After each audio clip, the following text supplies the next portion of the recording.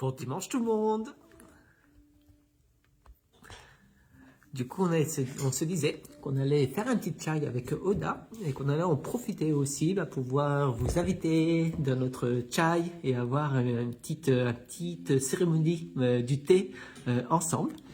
Et aussi vous montrer un petit peu les coulisses du Garden Mushi, de comment ça se passe pour nous et aussi de là où tout a commencé. Parce que sans ce Garden Mushi, on n'en serait pas là aujourd'hui. Donc on a Oda. Je prépare c'est pas un chai. Ah non. C'est du sésame noir avec du lait d'amande et du maple syrup. Boisson ayurvédique. C'est génial. Ça donne envie. Tu nous gâtes, mon amour, toujours. Il faut se réchauffer en hiver. Hein. Tellement, ouais. On a le feu de cheminée aussi qui est au fond, qu'on va aller se retrouver le feu de cheminée juste après.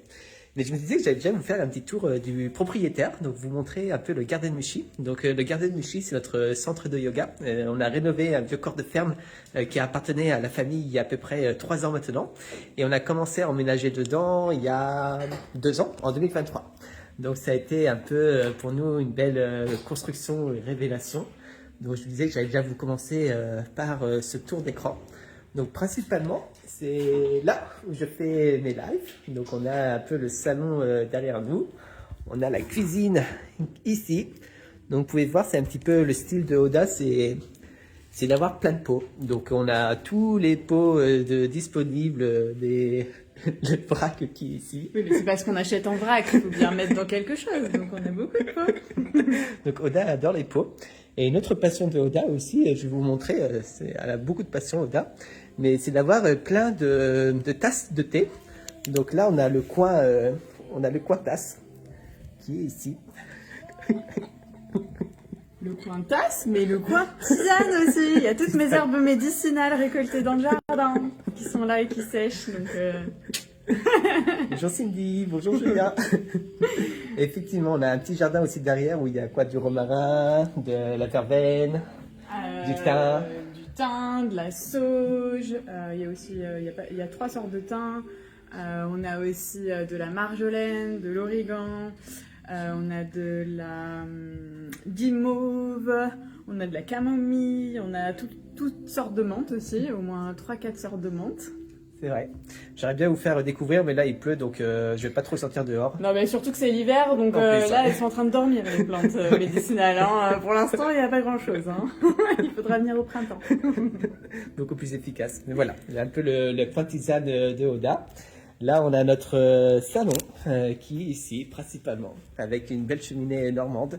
Donc, principalement, on passe un peu l'hiver sur ces 2 fauteuils. Hop, face à face, tout droit dans les yeux. Ça fait des belles conversations.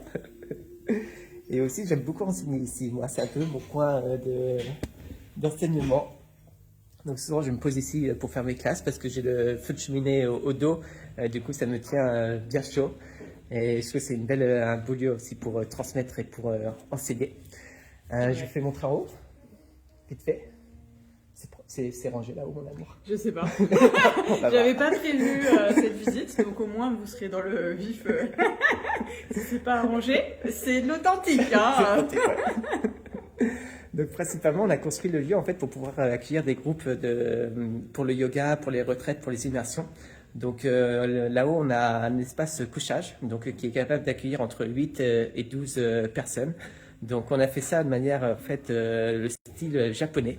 Donc je vais vous montrer, c'est très minimaliste, c'est très simple, mais c'est une belle façon de pouvoir créer une belle communauté et aussi de pouvoir inviter des gens ici. Donc là on a un espace ouvert principalement, qui est ici, qui est un petit peu en fait un espace où souvent on fait nos pratiques méditation, qui est là. Et tout ça c'est un peu l'espace qu'on a créé pour pouvoir accueillir les personnes.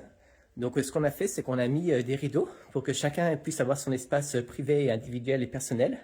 Et du coup, ça permet aussi bien d'avoir un espace collectif, mais aussi bien un espace séparé. Et principalement, c'est un petit peu la façon de faire avec les tatamis qu'on a mis. Donc là, vu qu'on n'accueille pas de personnes, il n'y a que nous. C'est un peu notre chambre qui est là. Mais voilà, on a fait ça, les rideaux, on a fait ça avec un ami qui nous a fait toutes les coutures des rideaux. Donc ça fait un espace très, très zen, c'est vraiment chouette. Et principalement, c'est un peu l'espace qu'on dédie quand on a des personnes qui viennent faire des retraites. Donc c'est donner tout ce coin-là. Et là, c'est le bureau de Oda qui est là. J'espère qu'il est rangé. Il est bien rangé ton bureau, mon amour. Ah. Et notre passion de Oda, vous allez voir, ce sont Quoi? les huiles essentielles. Oui, bah là, il y en a pas beaucoup. C'est celle de mon bureau, là. Ça, c'est celle que j'utilise quand je travaille. Du coup, tu utilises quoi quand tu travailles? Alors, quand je travaille, j'en ai plusieurs. J'utilise Intune pour la concentration. Ouais, pour la concentration. J'utilise aussi Lotus Bleu pour l'inspiration. J'utilise Clou de girofle pour poser mes limites et pouvoir vraiment maintenir le cadre. J'utilise romarin et Douglas Fir pour, en diffusion pour la clarté mentale, la mémorisation, etc. J'utilise Arise aussi, c'est un mélange pour l'inspiration aussi. J'utilise Frankincense, donc ça c'est ensemble, pour la connexion au divin, pour avoir vraiment les inspirations qui passent à travers moi. Bergamote pour la joie et lavande pour calmer le système nerveux. C'est génial, hein. Et ça, c'est juste un petit échantillon, donc Tout petit échantillon, hein, tout on a petit. beaucoup Hein. plus. Vous imaginez quand on part en voyage, c'est très clair. fun. C'est clair. Il y a toute une valise qui est remplie de Bah, on prend plus D'huile. de vêtements, hein. On Ouais. prend des huiles. des huiles, ouais. Exactement. Au moins, on est autonome. Ça aide beaucoup quand même, hein. Ouais, moi j'ai commencé aussi, Oda m'a montré un peu toute la magie des huiles. Du coup, là où je dors, j'ai aussi plein d'huiles pour pouvoir tout ce qui est la régénération, tout ce qui est la tranquillité, tout ce qui est la sérénité aussi. Du coup, ça aide énormément sur le sommeil et sur garder une belle assise. Et la Donc, respiration la aussi. respiration, pour toi. ouais. Ouais. Ouais. Ouais. Ouais, ce sont des merveilleux médecines qui sont présents et qu'on en profite beaucoup. Ça a changé notre vie quand même. Hein. Totalement. Ouais. Ouais, depuis qu'on les utilise, ça, il y a une puissance qui s'est dégagée. Mm. Et aussi tout ce qui est les aliments. Du coup, là, il y a, par exemple, il y a MetaPower que Oda a utilisé. Oui, là j'allais prendre ça. Ouais. C'est mes compléments du matin. MetaPower et VMG et aussi des probiotiques. Ouais. Que des belles La choses. puissance, ça c'est l'énergie. Ça c'est la force vitale de l'entrepreneur. Tout à fait. C'est là où tout réside, où tout commence. Toute mon énergie, elle sommeille là. Dans ces trois choses, avec les huiles. Avec les huiles, bon bien sûr. Donc voilà l'endroit de Oda où principalement elle fait tous ses appels, les classes de vente aussi. Donc principalement moi je travaille en bas et Oda travaille en haut. Donc c'est un peu comme ça qu'on a réparti chacun notre espace et chacun aussi notre expertise. Où moi je m'occupe de tout ce qui est la communication, de tout ce qui est le message, de ce que les invitations, les classes, et que Oda s'occupe de tout ce qui est en fait le coaching, aussi bien émotionnel, mais aussi bien sur tout l'aspect vente en fait, vraiment comment pouvoir vendre ses offres, ses services de la plus belle façon possible. Donc ça, c'est un peu ton expertise qui est là. Absolument. Tout à fait. Et là il y a encore plus de plantes médecines. Hein. Ouais. Je sais pas si vous voyez, mais il y a la récolte aussi qui était là. Elle sèche. Il y en a encore qui sèchent là. Il y en a partout. Donc là, on a aussi tout l'espace. Je vais pas vous montrer, mais c'est un peu aussi, en fait, là, on a fait des lavabos en fait pour pouvoir accueillir les personnes. Du coup, il y a 3 lavabos comme ça. Donc voilà, c'est un bel espace pour accueillir des retraites, des stages et tout. On en profite beaucoup. Donc il y a ça. Et voilà, grosso modo, j'aurais bien vous présenter la salle de yoga, mais c'est dehors et il pleut, donc on va rester au chaud aujourd'hui et on va prendre un petit thé. Donc si vous voulez prendre un petit thé avec nous, c'est avec grand plaisir. On va se mettre au coin du feu. Ah, rien de mieux que ça. Ça va tout le monde? Vous passez un bon dimanche?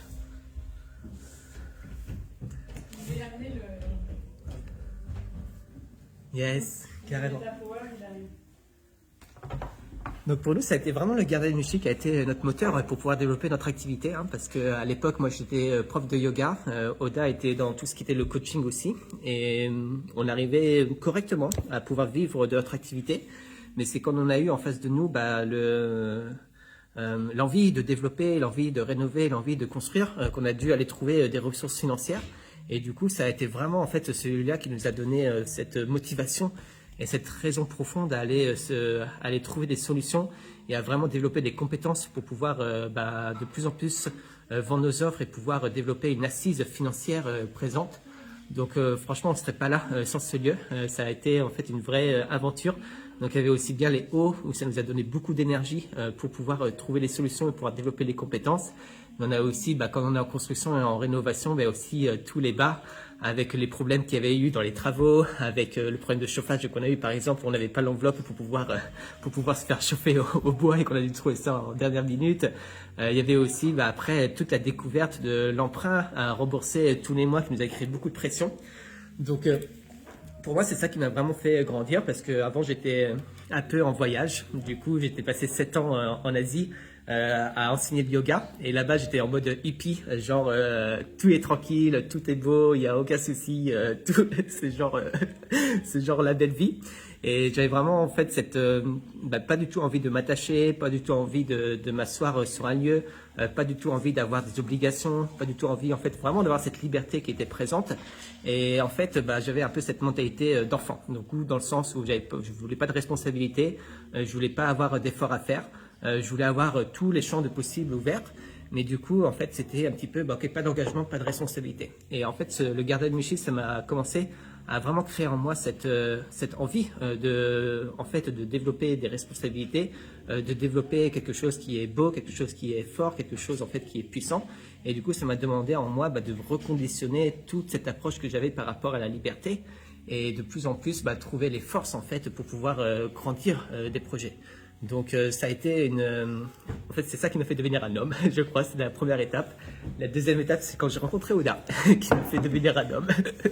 Mais c'est un petit peu la même chose dans le couple aussi, en fait, c'est quand on ose prendre des responsabilités, quand on ose s'engager, qu'il y a tout qui change en fait dans notre couple.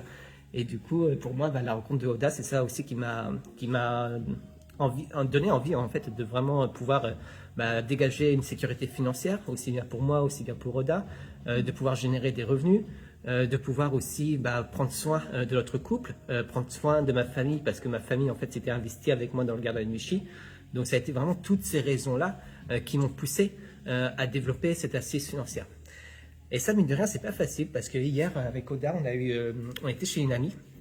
Et en fait, on a une discussion un petit peu difficile avec elle, parce que cette amie-là, c'était une personne que je donnais des cours de yoga. Du coup, c'était une des premières personnes qui était venue dans mes cours de yoga. Du coup, il y a à peu près 7 ans quand j'ai commencé. Et en fait, cette amie me disait, Serran, au début, tu faisais tout gratuitement, tu faisais tout sur donation, tu es tout dans la générosité, dans le don et tout. Et là, ce que je vois aujourd'hui, c'est que ton message est beaucoup plus, on va dire, financier, beaucoup plus sur l'argent. Et du coup, ça perturbait un petit peu mon ami qui ne comprenait pas un peu les choix que j'avais fait dernièrement pour de plus en plus pouvoir mettre l'accent en fait sur le financier. Et en fait, pour moi, principalement, quand j'enseignais le yoga, j'avais l'impression de donner un petit peu la pilule magique. Du coup, j'enseignais un petit peu tout ce qui était la sérénité, tout ce qui était le bien-être, tout ce qui était en fait pouvoir reconditionner ses émotions. Et du coup, les gens ressortaient de mes cours, ressortaient de mes ateliers avec en fait, waouh, c'est trop bien. Mais en fait, il n'y avait rien qui changeait dans leur vie. Et pour moi, vraiment, quand je me suis posé la question, quel est l'impact que je veux vraiment donner au monde et qu'est-ce que je veux vraiment en fait offrir au monde et comment faire ça de manière où c'est durable, où c'est transformable, où les gens, ils ont un vrai avant et après dans leur vie.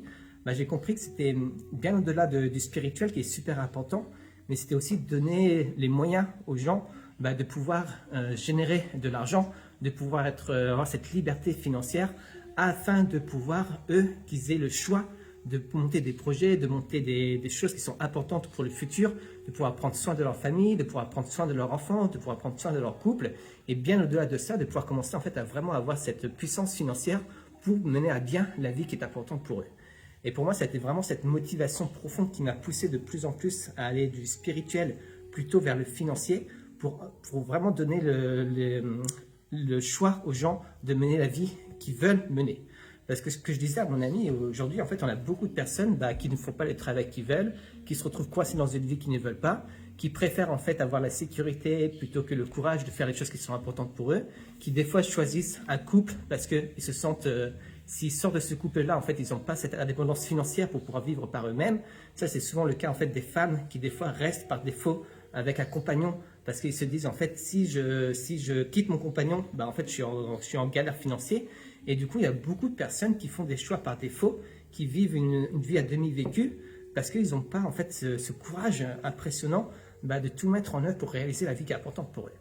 Et du coup, j'expliquais ça à mon ami et en fait, on avait vraiment deux philosophies différentes. Donc, mon ami, c'est une personne qui est dans tout ce qui est le scolaire, du coup, qui s'occupe des enfants, qui est incroyablement douée en fait dans ce qu'elle fait. Mais du coup, pour elle, en fait, tout part du système. Du coup, si le système n'est pas capable de pouvoir donner à l'individu ce que l'individu a besoin, c'est sûr que l'individu va pas pouvoir développer, va pas pouvoir vivre correctement. Et pour moi, en fait, tout part de l'individu. C'est vraiment, en fait, chacun a le choix de mener la vie qu'il veut. Et effectivement, ça demande de développer des compétences, ça demande de développer un savoir-faire, ça demande de développer un savoir-être. Mais pour moi, en fait, c'est l'individu qui crée la beauté. Et en fait, on peut peut-être s'aider du système pour pouvoir pallier à certaines choses. Mais moi, il y a plus puissant, par exemple, ton frère en Afrique, qui est en fait un magnifique exemple de comment en fait développer cette souveraineté intérieure et financière afin de pouvoir vraiment prendre soin de la communauté et de plus en plus pouvoir prendre soin des autres. Tu veux parler un peu de ton frère? Ouais, c'est vrai, c'est un bon exemple. Ouais. Mon frère vit au Mali, en dehors de Bamako, et donc évidemment, quand je dis ça, tout le monde me dit « Mais comment il fait? C'est dangereux, comment il survit, etc. » Et en fait, bon, ça fait 30-40 ans maintenant qu'il vit là-bas. Et il a construit une maison en autonomie totale. Donc, il est autonome en eau, il est autonome en électricité. Sa maison, elle est hyper solide, il a que des vitres par balles. Il s'est créé une safe room à l'étage avec toutes les réserves dont il a besoin au niveau nourriture, etc. pour les 6 prochains mois. Il cultive son jardin, il a ses animaux. Et il y a beaucoup de personnes donc, du village qui sont là, qui l'aident, qui le fait travailler, pour qu'ils payent l'école pour les enfants. Ils payent s'il y a des soins médicaux, etc. En fait, il les soutient dans leur vie. Et eux, ils travaillent aussi pour lui, donc ils ont un salaire évidemment. Mais en fait, il fait tourner la communauté comme ça. Il a créé son propre métier qui lui rapporte l'argent nécessaire. Donc en fait, il fait tout de A à Z aussi dans son métier. Il conçoit des systèmes pour sécuriser les bâtiments type ambassade, etc. Donc c'est lui qui conçoit le système de sécurité, qui le construit et qui l'installe, donc de A à Z. En fait, ça c'est que lui, il fait tout de A à Z. Et en fait, quand il y a une problématique, il va se poser et il va réfléchir à comment il peut résoudre cette problématique par lui-même, en fait. Et du coup, il est vraiment dans une autonomie, mais totale. Il peut se passer n'importe quoi. Il est prêt, en fait. Il est prêt et il est pas dans une... Il fait pas ça par peur, hein. Il fait pas ça parce qu'il se sent en danger. Et pour lui, c'est vraiment... nourrir sa liberté, et c'est hyper fun et c'est enthousiasmant et ça l'anime, et en fait je pense que c'est une des personnes les plus libres que je connaisse. Ouais, carrément, ouais. Et il est vraiment très inspirant pour ça, et quoi qu'il arrive, il garde un mental hyper solide. Quoi qu'il arrive, en fait, l'humour est toujours là, il est toujours vraiment dans cette... comme on dit souvent... c'est un résolveur de problématiques, en fait. Et je pense maintenant clairement que quand on est entrepreneur, quand on veut être un entrepreneur qui réussit, on a besoin d'être soi-même comment on dit en anglais, problem solver, en fait. Ouais. Et on a besoin d'avoir dans notre équipe des problem solvers. En fait, je pense que c'est s'il y a une qualité qui est absolument essentielle pour développer son activité, c'est celle-là. Et pourquoi elle est essentielle? Parce qu'en fait, elle nous fait prendre notre souveraineté totale, quoi. Ouais, totalement. Il y a aussi cette contribution qui était là, en fait, avec ton frère, où en fait, tout ce qu'il faisait, c'était pour lui, mais c'était aussi pour toute la communauté, pour toutes les personnes qui étaient autour de lui. Ouais. Et du coup, de vraiment donner par rapport à ça. Et moi, je trouve que c'est ce qu'il y a de plus beau en tant qu'individu, c'est que tu crées ta propre liberté, tu crées tes propres moyens financiers, mais tout ça, en fait, dans l'envie d'aller contribuer, dans l'envie d'aller servir les autres et de faire, en fait, pouvoir partager cela, en fait, tes moyens aux autres. Et moi, je trouve que c'est vraiment admirable, en fait, d'avoir cette capacité de faire ça par toi-même et de ne pas compter sur l'extérieur pour pouvoir te donner la sécurité, mais de créer toi-même ta sécurité et de la partager aux autres, en fait, aux personnes qui évoluent autour de toi pour pouvoir, en fait, faire briller tes talents. Tes talents. Tes talents, ouais.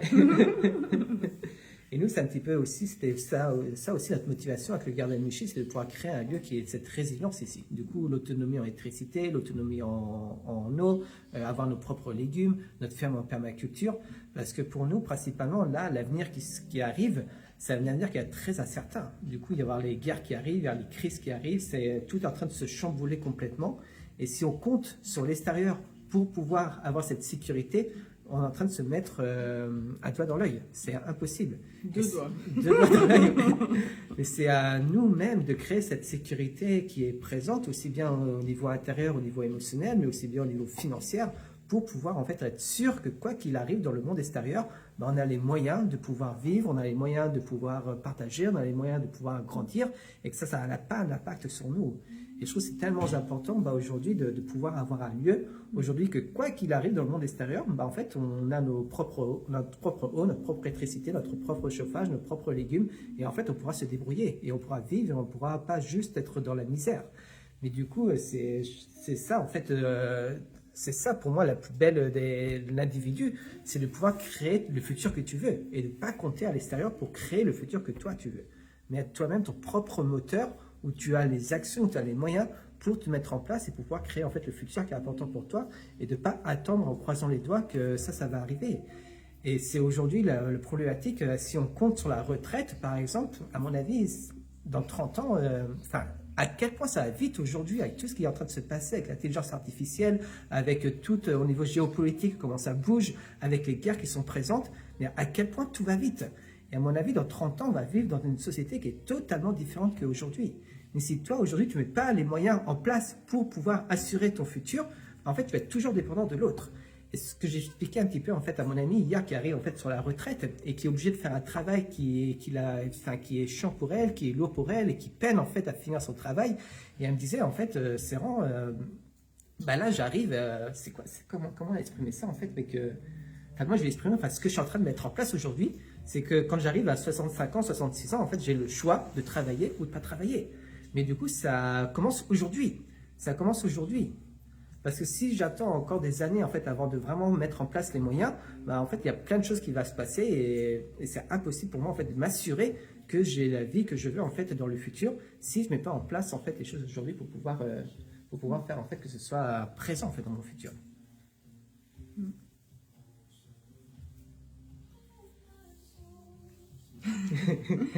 Ouais, c'est puissant, hein, mais ça donne aussi une grande vitalité, une grande force d'avoir cette vision-là, parce qu'on n'est plus on est vraiment très loin de subir, on est vraiment en train de construire, et la construction, c'est ce qui donne la force vitale, en fait. Ouais, c'est clair, hein. C'est ça qui va te nourrir, c'est ça qui va te donner cette motivation, c'est ça qui va te donner cette joie, parce que tu sais en fait pourquoi tu fais les choses, et tu sais en fait qu'est-ce qui est important pour toi, et tu sais en fait que tous les jours tu es en train de faire le meilleur de toi-même, et c'est ça qui donne énormément de force. Et c'est pour ça que je trouve que c'est magnifique quand tu as cette conviction profonde, c'est que quoi qu'il peut arriver dans ta vie, en fait si tu sais que tous les jours tu es en train de donner le meilleur de toi-même, en fait tu es au bon endroit, au bon moment, tout le temps. Même si ça peut être la pire crise que tu traverses, en fait, si tu sais que tous les jours, tu as donné le meilleur de toi-même, ce que tu es en train de traverser aujourd'hui, c'est ce qu'il y a de plus important pour toi de traverser aujourd'hui. Mais souvent, les crises qu'on traverse, si on sait, en fait, parce qu'on n'a pas donné le meilleur de soi-même avant, du coup, on a subi plutôt, en fait, que de vouloir en fait, étendre. Et du coup, on est plutôt resté dans nos peurs plutôt que dans l'audace. En fait, quand on arrive la crise, on est en train de la subir. Et du coup, c'est ça, en fait, toute la différence entre une crise qui nous fait grandir et qui nous fait transformer plutôt qu'une crise, en fait, qui nous détruit et qui nous affaiblit. C'est en fait à quel point on sent, en fait, que cette crise est bonne pour nous et à quel point, en fait, on est exactement là où on doit être aujourd'hui, en fait, dans notre vie. Et c'est ça qui fait toute la différence dans les crises. Et nous, avec Oda, on a pu traverser des crises, en fait, comme tout le monde qui entreprend. En fait, c'est rempli de crises. Mais à chaque fois, nous, cette crise-là a été, en fait, quelque chose qui nous a donné tellement de force et de solidité, qui nous a fait grandir tellement, en fait, en puissance 10, parce qu'on savait, en fait, qu'on était vraiment en train de mener notre vie. Et du coup, les jours où on a décidé de tout investir nos économies dans un accompagnement, on savait, en fait, que ça faisait profondément sens pour nous. Et du coup, on n'a pas reculé, on y allait. Et à chaque fois, on fait ces choix-là. Et à chaque fois, nous, on est toujours en train d'investir en fait toute notre énergie, toutes nos économies vers notre futur. On ne cesse pas le choix en fait. On ne cesse pas le choix. Si on veut quelque chose, on le fait. Et aujourd'hui, ce qui nous appelle profondément, c'est principalement là, dans les prochains mois, nous, on veut partir aux Pays-Bas. C'est ça en fait notre rêve et c'est ça notre projet. Et Ota, pourquoi c'est important pour nous ça? Est-ce que tu veux le partager? Ouais. Les Pays-Bas, c'est un pays qui a vraiment cette croyance profonde et cette culture de la liberté. C'est un pays extrêmement libre, dénoué d'énormément d'injonctions qu'on a beaucoup en France et qui arrivent de plus en plus. Et comme notre valeur vraiment principale avec Serran, c'est la liberté. Du coup, voilà, on a décidé d'aller là-bas aussi parce qu'on a envie de fonder un foyer et qu'en fait, quand on est une femme en France, et ben, c'est très compliqué de faire des choix pour soi parce que le système nous impose comment on doit... comment le bébé doit naître, à quel endroit il doit naître, comment il doit être soigné, comment il doit être vacciné, comment il doit être élevé. On nous l'impose en fait, voilà, on n'a pas le choix, on est un peu un outil de cette société. Donc nous, on a choisi de ne pas se battre contre le système parce qu'on trouve que c'est vain, mais de choisir un système qui nous soutient dans notre vision. Donc voilà, les Pays-Bas va beaucoup nous soutenir dans cette vision. Quand on aura un enfant, moi j'ai envie de le mettre au monde à la maison dans la mesure du possible. Et tout le système aux Pays-Bas en fait soutient ça. Tout est organisé dans cette direction-là. Les vaccins ne sont pas obligatoires. Chacun prend sa décision avec sa propre responsabilité. Toutes les écoles là-bas sont alternatives. Même les écoles publiques sont alternatives. Tout est vraiment construit pour soutenir l'enfant en fait dans son développement naturel, dans sa joie, dans son bonheur. Enfin, c'est vraiment totalement différent en fait au niveau de l'éducation.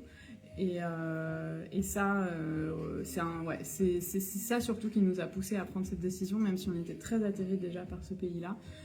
Mais en fait, on ne se sent pas en sécurité d'avoir un enfant ici en France. Donc on s'est dit pourquoi rester à un endroit où on se sent pas en sécurité d'avoir un enfant.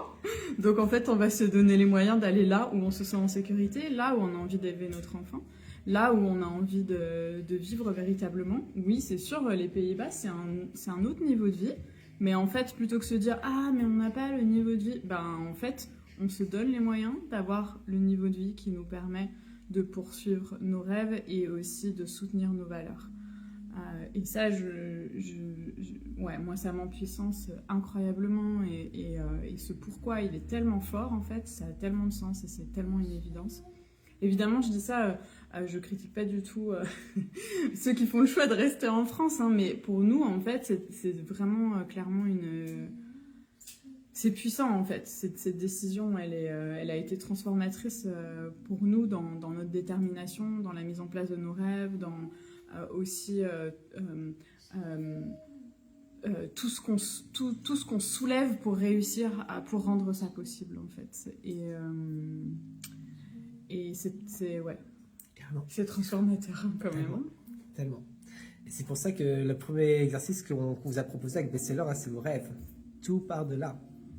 Tout part de là. Mais plus vous avez de la clarté par rapport à qu'est-ce que vous voulez accomplir et qu'est-ce qui est important pour vous et quelles sont vos motivations et qu'est-ce que vous voulez vraiment, le futur que vous voulez créer, et plus vous allez trouver en fait les moyens et les ressources pour pouvoir créer cela. Et ce qui est tellement riche de faire ça, c'est de ne pas attendre que les moyens financiers arrivent. Nous, avec Oda, à chaque fois qu'on a voulu faire quelque chose, on l'a fait et on s'attendait à ce que les moyens financiers arrivent. Qu'est-ce que je veux dire par là? C'est qu'on n'attendait pas d'avoir l'argent pour pouvoir prendre les décisions de partir en vacances, de rénover le Garden Mushi, de faire tout cela.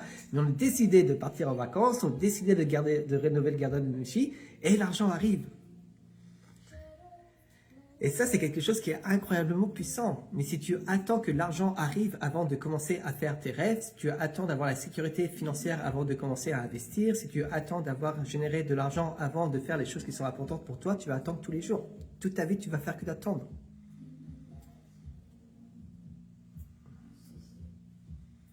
Et je dis ça parce qu'il y a beaucoup de personnes, par exemple, qui là sont en train de me dire « Serran, j'aimerais tellement investir avec toi, mais en fait, j'ai pas l'argent. » Et ça, c'est la mauvaise mentalité. C'est vraiment, j'aimerais tellement investir avec toi et là, je vais trouver l'argent. Et je vais trouver l'argent. Et dans 2 jours, j'ai l'argent. Et c'est ça la bonne mentalité. Tu veux vivre en fait comme si ta vie était déjà réalisée. Comme si tes rêves étaient déjà là. C'est quand tu as cette conviction profonde à l'intérieur de toi que tes rêves sont déjà là, que tes rêves arrivent. Mais si à l'intérieur de toi, il y a un doute par rapport à ta capacité de pouvoir réaliser tes rêves, jamais tu pourras réaliser tes rêves. Tout part de cette conviction profonde. Tout. Et à chaque fois, ça demande un saut dans le vide de faire ça. Ça fait tellement peur. Parce qu'on a peur en fait qu'on va rater, qu'on a peur qu'on va échouer, qu'on a peur qu'on va pas avoir les résultats, qu'on a peur en fait qu'il va se passer cela, qu'on a peur en fait que Il y a tellement de raisons qui nous disent en fait de ne pas aller à travers nos rêves. Tellement de raisons qui nous disent de jouer petit. Mais ça fait toute la différence quand toi tu agis depuis ton futur et pas depuis ton présent. Et c'est pour ça que la première des choses, c'est ton futur que tu veux créer. Quel est le futur vraiment que tu veux créer? Et de commencer à agir depuis ce futur. Comme s'il était déjà là dans ta vie. Du coup, est-ce que la personne de toi dans le futur est la personne qui va venir tourner les talons face à un investissement qui est important pour elle? Ou est-ce que c'est la personne qui va trouver tous les moyens financiers possibles et inimaginables pour pouvoir réaliser cet investissement?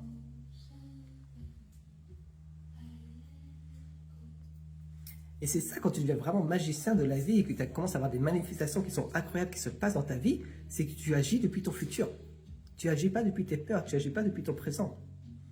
Et nous, qu'à chaque fois qu'on fait des lancements et qu'on dit en fait, je ne sais pas comment je vais faire ça, je ne sais pas quelle classe je vais donner, en fait, je dis, le servant du futur va savoir.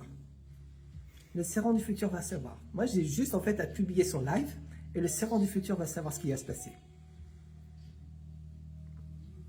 Et c'est la plus belle façon de créer ton message aujourd'hui. C'est de faire confiance profondément à toi du futur. Nous, avant d'appuyer sur ce publier live ici, on ne prépare rien avec Oda. Non, j'étais en train de faire un bon petit sésame noir au lait d'amande, je ne savais même pas. On ne prépare rien du tout. On se jette dans l'eau. Et c'est ça que tu veux faire en fait dans ta communication, c'est te jeter dans l'eau. Mais si tu ne te jettes pas dans l'eau, dans les choix que tu veux faire pour ton futur, en fait, jamais tu te jetteras dans l'eau dans ta communication. C'est la même façon de procéder, c'est la même façon d'état d'être. Et c'est là où tout commence. C'est te faire profondément confiance.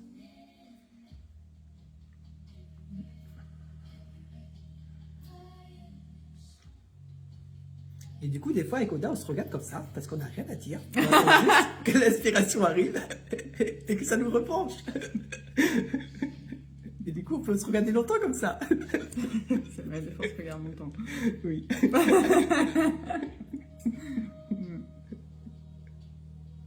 Mais ce que je trouve génial, c'est que en prenant cette habitude d'oser y aller, même si les moyens ne sont pas encore là, d'oser sauter le pas, d'oser y aller même si on a peur, en fait, après ça devient une habitude. C'est quelque chose qui devient de plus en plus facile parce que on a confiance en fait que c'est le chemin et que c'est comme ça que les choses vont bouger, que les moyens vont apparaître en fait. Et donc le tout c'est de faire le premier saut et puis après d'accepter de continuer de les faire et ça devient de plus en plus évident. Ouais. C'est un entraînement. C'est un entraînement, ouais, carrément. Parce que toujours les premiers sauts, c'est les plus terrifiants, mais après, de plus en plus, en fait, notre système énergétique s'habitue, notre système de survie s'habitue. Du coup, il est beaucoup moins trigger, il est beaucoup moins activé. Mais c'est sûr, les premiers sauts, ça va venir en fait activer tout notre système de survie parce qu'on n'est pas habitué à ça. Parce qu'on est habitué à la sécurité, parce qu'on est habitué au confort, parce qu'on est habitué en fait à rester dans notre case.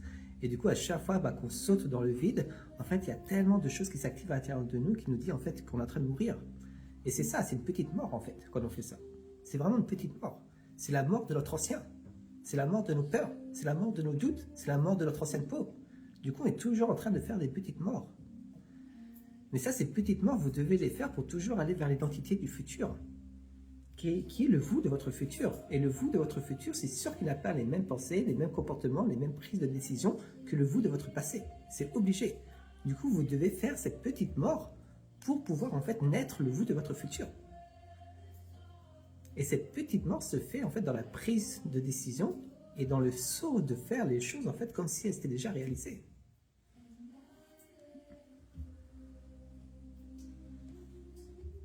Et vous devez en fait vous débarrasser de toutes ces peurs. Les peurs, elles sont toujours là. On ne peut pas faire autrement que d'avoir ces peurs. Mais c'est toujours en fait pouvoir agir avec ces peurs, pouvoir les prendre dans la main et pouvoir en fait continuer à grandir avec ces peurs qui sont ici. Moi, je dis ça parce que j'ai des expériences avec les peurs qui étaient en fait, quand j'étais tellement timide, anxieux, maladif, que j'étais complètement bloqué pour pouvoir aller communiquer et pour pouvoir commencer à me connecter aux autres. En fait, il y avait ce mur qui était présent. Et du coup, j'ai dû reconditionner encore et encore mes peurs pour pouvoir de plus en plus aller à travers ce mur. Et ce que je faisais, c'était des trucs à la con. Mais par exemple, moi, ce que je faisais, c'était ma pire des peurs, c'était aller tout seul en boîte de nuit. Et du coup, durant le voyage, j'allais en boîte de nuit tout seul.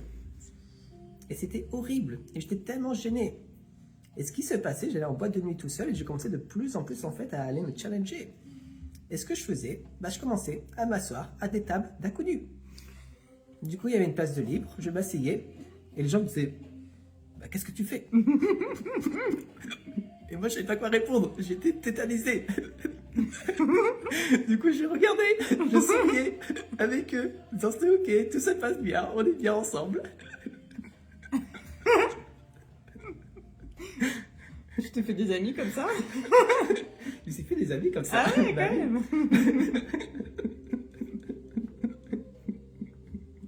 C'est drôle. Bah ouais. Ouais. J'imagine la tête des gens. C'est vrai que c'était assez particulier, mais Ouais. mais pour moi, c'était cette façon de faire, en fait, d'aller me confronter par rapport à mes peurs et de ne pas rester dans cette prison qui était ici. Parce que si je restais dans cette prison, rien n'allait se passer dans ma vie.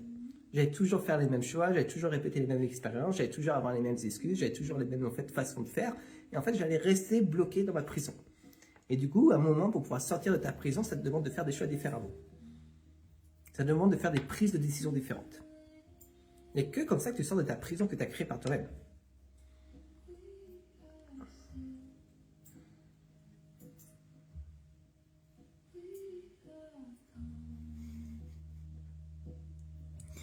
Ouais, c'est impressionnant.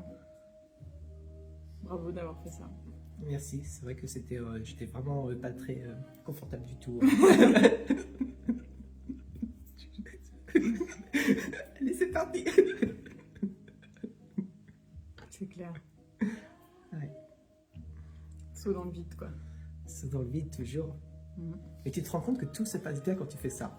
Et tu te rends compte que tu commences à t'amuser avec la vie, que tu commences à prendre la vie comme un jeu, que tu commences à prendre la vie en fait comme un jeu, parce que la vie c'est un jeu. Il n'y a rien de mal. Et au pire, si demain tu vis dans ta voiture, qu'est-ce qui se passe? Qu'est-ce qui se passe? C'est un jeu. Si demain tu perds tout, qu'est-ce qui se passe?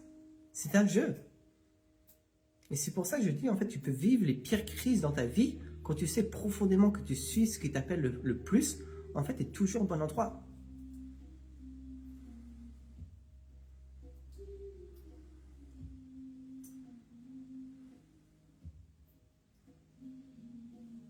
Et ça, avec nous, on a dû la confronter, ça. Des fois, à un moment dans notre vie, en fait, on était tellement en pression financière, en fait, qu'est-ce qui allait se passer si on n'arrivait pas à trouver les solutions? Ok, on allait reprendre un travail. Et ok. Et alors? C'est totalement ok. Mais du coup, le truc, c'est que si tu as peur de reprendre un travail, et du coup, si tu t'agrippes à tes dernières économies, en fait, pour être sûr de ne pas reprendre un travail, c'est là où tu vas devoir reprendre un travail. En fait, si tu te dis, ok, là c'est ma dernière chance, je mets tout en œuvre, je donne tout à fond, et du coup c'est ma dernière chance et je vais aller à fond en fait pour pouvoir réaliser les résultats qui sont importants pour moi. Et au pire, si ça ne marche pas, je reprendrai un travail. Ok. Ok. Qu'est-ce qu'il y a de mal à ça? Au moins tu t'es donné tout en œuvre pour réaliser ce qui est important pour toi. Et souvent dans ce process-là, tu vas développer les compétences, tu vas développer les expériences, tu vas en fait ouvrir les portes. Et en fait, il y a des choses magnifiques qui vont se passer parce que tu te permets en fait de faire ce saut dans le vide.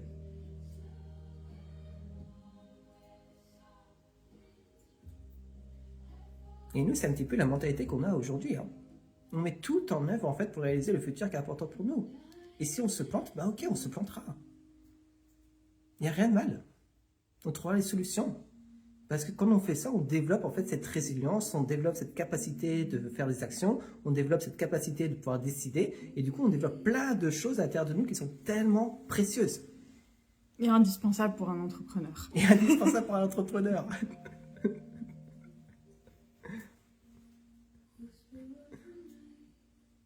Il y a vraiment une belle libération en fait quand tu fais face à ta plus grosse peur en fait qui peut être là et que tu te rends compte bah c'est totalement ok de vivre cette peur là.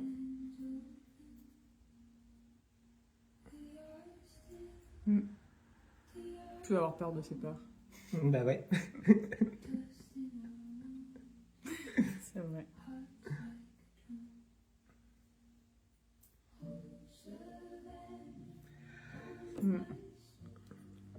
Ça me rappelle le premier saut dans le vide que j'ai fait quand j'étais cascadeuse. Première fois que j'ai sauté,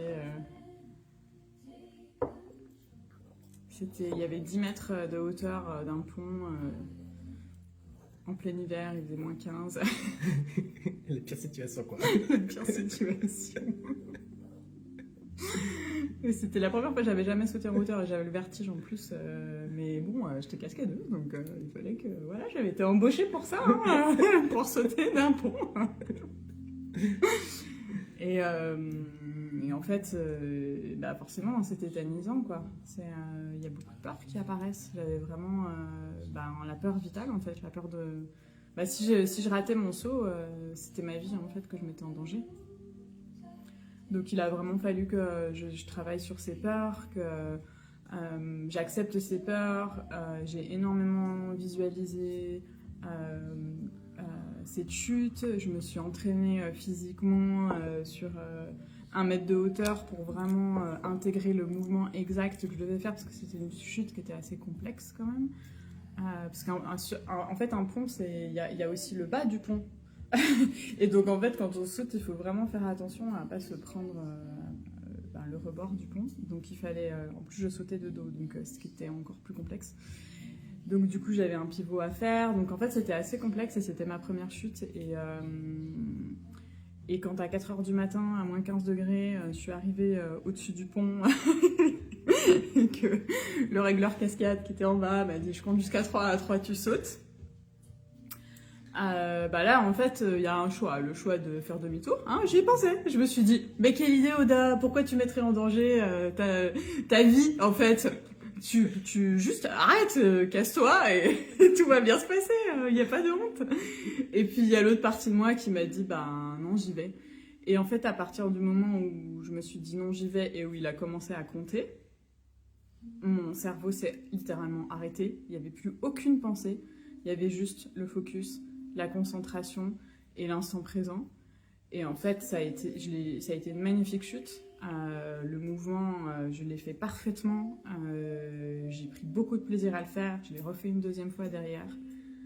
Et après ça, j'ai énormément travaillé en cascade parce que, du coup, ce qui était extraordinaire, c'est qu'en fait, ce que m'a dit le régleur après, parce que c'était au tout début de ma carrière de cascadeuse, m'a dit mais il y en a beaucoup qui sautent pas, et en fait j'ai créé vraiment cette confiance chez ce régleur qui était un gros régleur, hein, qui faisait tous les réglages des films hollywoodiens, qui m'a dit en fait voilà, en fait ça met en évidence le fait que quoi qu'il arrive tu vas être capable de prendre les décisions et de passer à l'action. Et en fait maintenant, même en tant qu'entrepreneur, à chaque fois qu'on a des décisions, à chaque fois que j'ai eu des décisions difficiles à prendre, je me suis reconnectée à qu'est-ce que j'avais sollicité, quelles ressources j'avais sollicitées en moi, pour faire ce choix d'y aller quand même, et pour le faire bien, en fait, faire quelque chose de dangereux en sécurité. Et en fait, la sécurité, elle venait juste de moi, de ma capacité à faire correctement le mouvement. Et en fait, c'est exactement la même chose dans l'entrepreneuriat et dans le développement d'activité. C'est pas la sécurité, c'est pas de faire demi-tour. La sécurité, c'est de mettre en place tout ce qui est nécessaire pour bien faire ton lancement. En fait, mais c'est la même chose. C'est tout mettre en place un système qui sera solide, qui sera efficace pour que les résultats soient là, en fait. Pour que tu arrives sans blessure, saine et sauve sur l'airbag au sol, quoi. Et pour moi, il n'y a aucune différence, en fait. Préparation. La préparation, la concentration, le focus et l'application minutieuse de chaque petite étape. Parce que là, dans cette chute-là, il fallait vraiment que je compte les secondes pour me retourner au bon moment, pour arriver sur le dos, sur l'airbag, parce que si j'arrivais sur le ventre, je me pétais la colonne. Mais j'allais pas sauter sur le dos direct, en fait. J'avais un mouvement à faire. Et donc, en fait, c'est exactement la même chose. C'est vraiment être minutieux. Minutieux, minutieux, minutieux. Et en fait, je trouve que c'est là aussi que beaucoup oublient. En fait, on se dit, bah oui, c'est hyper important de faire un peu comme suivre l'élan de son cœur, etc. Mais en fait, c'est important aussi de ne pas se perdre là-dedans. Parce que on peut vraiment trouver la liberté dans la contrainte, je trouve. Et c'est vraiment là que la magie opère. Alors que la liberté dans rien, en fait, c'est là qu'en fait on se met en danger. C'est clair. Si je m'étais dit je saute, je sais pas comment je vais faire, mais je vais sauter et puis ça va bien se passer, j'aurais pu mourir en fait. C'est clair. Et ouais, vas-y. Non, c'est clair. Il y a tellement de choses là qui me pensent, mais effectivement, en fait, chaque personne qui a réussi à développer un don incroyable, c'est qu'il y avait cette liberté, mais en même temps cette structure qui était ici, et que ces personnes-là, en fait, appliquaient les bases, les fondations, répétaient les fondations encore et encore et encore, jusqu'à ce que cette fondation fasse partie de elle-même. Et c'est là où le coup de passo, en fait, est magique, c'est là où la note de piano est magique, c'est là où, en fait, où il y a les mots qui sont magiques, parce qu'en fait, il y a toute cette préparation et tout cet entraînement qui est là, qui a besoin d'être là pour perfectionner un art. Et du coup, le perfectionnement d'un art ne va pas juste en fait d'essayer plein de trucs à droite et à gauche, de se perdre en fait sur les 101 solutions possibles, mais non, d'avoir quelque chose qui marche et en fait de répéter les gammes encore et encore et encore jusqu'à qu'on devient un master de ces gammes-là et jusqu'à en fait que tout, ça devient une seconde peau pour nous. Et c'est ça en fait le génie, le génie humain. C'est de pouvoir en fait toujours se concentrer sur les choses qui marchent et de pouvoir en fait se développer nos talents, développer notre don et grandir en fait par rapport à cela. Et aussi une très belle chose que tu as dit, c'est que la plupart se partent. La plupart se partent. La plupart vont toujours rester dans la sécurité. Mais toi, si tu veux te différencier de la plupart, ça te demande de faire des choses en fait que peu de personnes ont le courage de faire. Ça te demande de faire ça. Si tu veux aller chercher les 20% de la population qui arrive à avoir une liberté, qui a avoir une liberté financière, une liberté géographique, de pouvoir vivre de leur passion, de pouvoir transmettre, de pouvoir enseigner, de pouvoir contribuer, si tu veux pas faire partie de ces 20% de la population, ça te demande de faire des choix que 80% de la population ne font pas. Tu es obligé de passer par là. Sinon, tu ressembleras à tout le monde. Tout le monde qui essaye de transmettre quelque chose qu'ils n'incarnent pas profondément dans leurs cellules.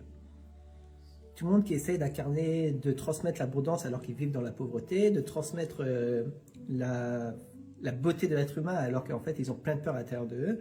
Et du coup, ça se sent. Et s'il y a un manque de congruence par rapport à ça, personne ne va vouloir travailler avec toi. Tout part en fait de cette congruence qui est ici. C'est vrai. C'est un petit dimanche philosophique réflexion par rapport à ça. Mais c'est tellement beau et moi je trouve que c'est vraiment en fait l'essence de la spiritualité. Et je trouve que la spiritualité c'est vraiment te donner tous les moyens pour pouvoir grandir en tant qu'être humain et pouvoir partager tes dons et pour pouvoir impacter le monde en fait. C'est ce qu'il y a de plus beau dans la spiritualité. Et ça te demande en fait toi de donner les moyens pour pouvoir réaliser cela. Si tu ne donnes pas les moyens pour pouvoir réaliser cela et si tu restes en fait dans la spiritualité en fait débile qu'il y a aujourd'hui en disant de bien vibrer, en disant que tout est beau, que tout est rose et tout ça, mais qu'en fait tu restes en surface de la chose, tu vas jamais en profondeur de la chose, mais en fait tu restes comme 90% des gens qui sont en train de dire des bonnes paroles, mais qu'il n'y a rien qui se passe en fait dans leur vie. Ouais, rester en surface, c'est ça en fait, c'est hyper superficiel. Quand tu vas vraiment, il se passe des choses quoi. À fond. C'est là où la vie devient magique et c'est là où tu manifestes en fait tout ce que tu peux manifester, ton âme quoi. Et ton âme est toujours en train de vouloir grandir. C'est clair. Ton âme est fait pour ça. Ton âme est fait pour savourer la vie à 100%, pas pour rester dans une case. Il faut se rappeler quand même que l'éveil n'existe pas sans le corps. Hein. Tout à fait, bon, Donc- c'est une belle phrase. Ah non, mais c'est vrai. Je veux dire, impossible d'atteindre l'éveil sans le corps, en fait. Donc, qu'est-ce que ça veut dire? Ça veut dire que si tu mets pas en place les actions, bah en fait, ta spiritualité, elle est mentale. Ouais. Si tu vas pas... En fait, l'expérience, la spiritualité, c'est l'expérience. Et l'expérience inclut le corps, en fait. Donc, si t'es juste dans ta tête à juste te dire... Enfin, c'est... Ouais. Ouais, tu te perds là-dedans. Bon, en fait, tu restes là et il n'y a rien de spirituel, quoi. Ouais. Il n'y a rien de spirituel. Mm. Bonjour Cécilia, bonjour Stéphanie. C'est vraiment chouette de vous avoir ce matin avec nous pour ce petit instant philosophique Gardel Mushi qui est là. Au coin du feu. Comment ça s'éteindre, quand même, Ouais, c'est tout à vraiment... fait. Ouais, je suis le maître du feu ici. Ouais. C'est moi qui ai la main sur le feu. Oda a la main mise sur les plantes, sur ses tisanes, sur ses huiles essentielles, Sur la cuisine aussi. sur la hein. cuisine. Et moi je fais le feu. Voilà. Chacun son travail. Ici, le yin et le yang sont en harmonie. Ça va être un beau sujet aussi, de parler un petit peu en fait de comment on a réussi à créer cette harmonie, mais je pense que ce sera un sujet pour une autre fois. Ouais, ce sera un bon sujet, je pense. Ouais. Totalement. Je vous souhaite un bon dimanche, on vous souhaite un très bon dimanche. Merci d'avoir partagé ce moment avec nous, c'est vraiment un grand plaisir. On a la garantie d'ICA qui finit ce soir à minuit. Du coup, si vous n'avez pas posé votre candidature pour Sophie et que vous avez l'inspiration de poser votre candidature pour Sophie, ne tardez pas. Du coup, c'est dans le groupe WhatsApp ou sur les emails, vous avez le lien qui est là. Donc, avec grand plaisir pour pouvoir explorer avec vous si Sophie peut vous convenir en fait pour pouvoir réaliser les résultats qui sont importants pour vous. Si vous avez une belle offre, si vous avez une communauté, si vous êtes passionné, si vous êtes animé par ce que vous voulez faire et si vous avez le main sur le cœur, Sophie peut vous convient parfaitement. Avec grand plaisir pour explorer ça avec vous. On vous embrasse fort, on vous souhaite une très belle dimanche et on se retrouve très vite. Ciao tout le monde. Ciao!